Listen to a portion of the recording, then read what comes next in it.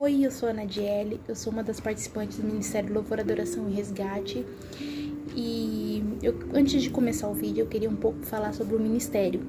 Antes, havia 5 membros, que era eu, o meu esposo, o meu cunhado, o Samuel e o Vinícius. Eram 5 pessoas. Mas aí ocasionou algumas coisas em nossas vidas que acabamos que deixamos, cada um foi para um lado e o ministério foi desfeito. Somos um grupo de levitas, cada um tem um dom maravilhoso. Por enquanto sou só eu que estou fazendo os vídeos, mas eu creio que em breve o meu esposo, todos os outros integrantes que tinha no ministério voltará. Não sei quando, mas Deus sabe. Deus já está trabalhando nisso, eu creio. E quando eu falo que eu sou uma das participantes do Ministério Louvor, Adoração e Resgate, é uma forma de profetizar que em breve os meus parceiros estarão ao meu lado fazendo vídeos de louvor, adoração, de ministração, porque o nosso chamado é ganhar vidas. Como eu sempre faço os vídeos, eu nunca peço like, eu nunca peço compartilhação, porque eu acho que isso tem que vir do coração de vocês. Seria bom? Sim, mas é algo que tem que partir do coração de vocês. Eu creio que só do fato da ministração, da pregação, da palavra do Senhor chegar ao coração, né, no seu coração, chegar a fazer efeito na sua vida, isso é um grande presente para mim, porque é sinal de que eu estou sendo usada e de que meu trabalho não está sendo em vão. Então, era isso que eu queria dizer. Bom, dito essas coisas, eu vou compartilhar uma palavra com vocês. O título da ministração é Alegria do Senhor o fortalecerá. Bom, Neemias, primeiro eu vou começar falando de Neemias. Neemias, ele era o copeiro do rei. Ele era determinado e ele era fiel àquilo que Deus colocou no coração dele. Bom, muitas vezes nós perdemos a motivação de viver, a motivação de sonhar. E nós sabemos que é muito importante ter motivação para tudo que nós formos fazer. Há 7 coisas que temos que fazer para que a alegria do Senhor flua em nossas vidas. A primeira delas a gente vai encontrar em Neemias 1:2. Capítulo 1 e versículo 2. Palavras de Neemias, filho de Acalias, no mês que Quisleu, no 20º ano, enquanto eu estava na cidade de Suzã, Anani, um dos meus irmãos, veio de Judá com alguns outros homens, e eu lhes perguntei acerca dos judeus que restaram, os sobreviventes do cativeiro, e também sobre Jerusalém. Nesse primeiro tópico, Neemias parou os seus afazeres, porque ele era copeiro do rei, então, obviamente que ele tinha afazeres, ele tinha deveres a cumprir. Mas ele tirou aquele momento para poder perguntar para o seu irmão como estava a situação do seu povo. E daqui, desta passagem, tiramos que devemos parar os nossos afazeres, parar a agitação das nossas vidas para poder dar atenção àquilo que realmente importa na nossa vida.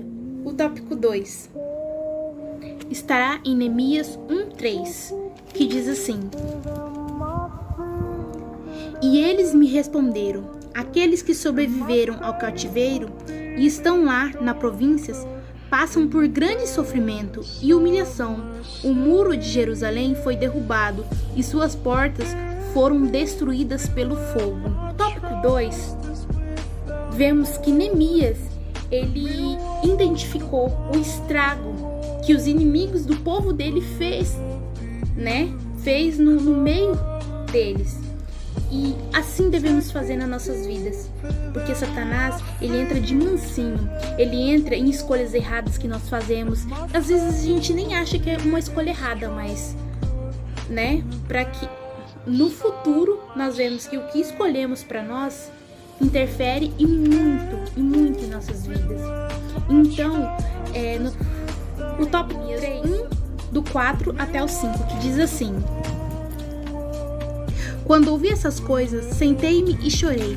Passei dias lamentando, jejuando e orando ao Deus dos céus. No tópico 3, nós devemos reconhecer a nossa dependência de Deus, porque chega um momento que nós começamos a viver a vida que nós esquecemos da nossa dependência, a dependência que nós seres humanos temos de Deus. A gente começa a viver conforme queremos, entendeu? Começamos seguindo os nossos planos e projetos e acabamos que vamos deixando cada vez mais o Senhor e os planos dele de lado. 4. Encontraremos em Neemias 1, capítulo 6 ao 7, que diz assim: que os teus ouvidos estejam atentos e os teus olhos estejam abertos para a oração que o teu servo está fazendo diante de ti, dia e noite, em favor dos teus servos, o povo de Israel. Confesso os pecados que nós, os israelitas, temos cometido contra ti. Sim, eu e meu povo temos pecados. Agimos de forma corrupta e vergonhosa contra ti. Não temos obedecido os mandamentos, aos decretos e às leis que deste ao teu servo Moisés. Confesse os teus pecados. Confesse a Deus aquilo que te faz ser tão independente dele. Confesse, porque a gente tem que saber identificar o que está nos fazendo ser totalmente independente de Deus. Porque Deus, Ele ama o filho que depende dele. Ele sabe, como filho, que nós venhamos a priorizar nosso relacionamento com Ele e não com os nossos desejos. Em Provérbios 19, 21 diz assim: muitos são os planos do coração do homem, mas o que prevalece é o propósito do Senhor. O tópico 5 estará em Neemias, capítulo 2, versículo do 1 ao 2, que diz assim: no mês de Nissan, do 20º ano do rei Artaxerxes, na hora de servir-lhe o vinho, nunca antes eu tinha estado triste na presença dele. Por isso o rei me perguntou: por que o seu rosto parece tão triste, se você não está doente? Essa tristeza só pode ser do coração. Não se acomode, não finja que está tudo bem. Porque muitos de nós temos isso de camuflar a nossa dor, ficar sorrindo, ficar agindo como se estivesse tudo bem. E isso só faz mal, porque tudo que guardamos começa a gerar coisas ruins dentro de nós.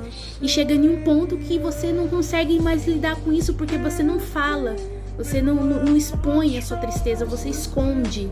O vazio, a insatisfação que você sente não irá sumir de você ficar escondendo. É importantíssimo você se abrir a Deus e dizer aquilo que está doendo dentro de você. Você estará no capítulo 2, do versículo 3 ao 4, que diz assim: eu disse ao rei que o rei viva para sempre. Como não estaria triste o meu rosto se a cidade em que estão sepultados os meus pais está em ruínas e as suas portas foram destruídas pelo fogo? O rei me disse: o que você gostaria de pedir? Então eu orei a Deus dos céus e respondi ao rei: se for do agrado do rei e se o seu servo puder contar com sua benevolência, que ele me deixe ir à cidade onde meus pais estão enterrados em Judá, para que eu possa reconstruí-la. Além de sentir a tua dor, você só tem que contar para quem realmente se importa com aquilo que você está sentindo. São coisas acumuladas dentro dela, é uma tristeza assim que nunca passa. E muitas vezes eu sei que tem pessoas que escondem a sua dor por esse fato, porque quando elas decidem contar, as pessoas tratam-se como se fosse uma pessoa doida, uma pessoa fraca de mente, e entre outras coisas, e entre outros argumentos que as pessoas dão, né, quando fala do tópico de depressão. Não tenha medo de dizer para Deus aquilo que te tira a tua paz, aquilo que tira a tua alegria, porque como eu disse, quando a gente esconde, a gente só vai acumulando coisas ruins dentro da gente e não vai sair se você não falar, se você não confessar. O último tópico 7 estará em Neemias, capítulo 2, versículo do 8 ao 9, que diz assim: E também uma carta para Asaf, guarda da floresta do rei, para que ele me forneça madeira para as portas da cidadela, que fique junto ao templo, para os muros da cidade e para residências que irei ocupar. Visto que a bondosa mão de Deus estava sobre mim, o rei atendeu os meus pedidos. Com isso, fui aos governadores do Trans-Eufrates e lhes entreguei as cartas do rei, acompanhando-me uma escolha de oficiais do exército e que o rei enviou comigo. Afaste da sua mente sentimentos que levam ao medo.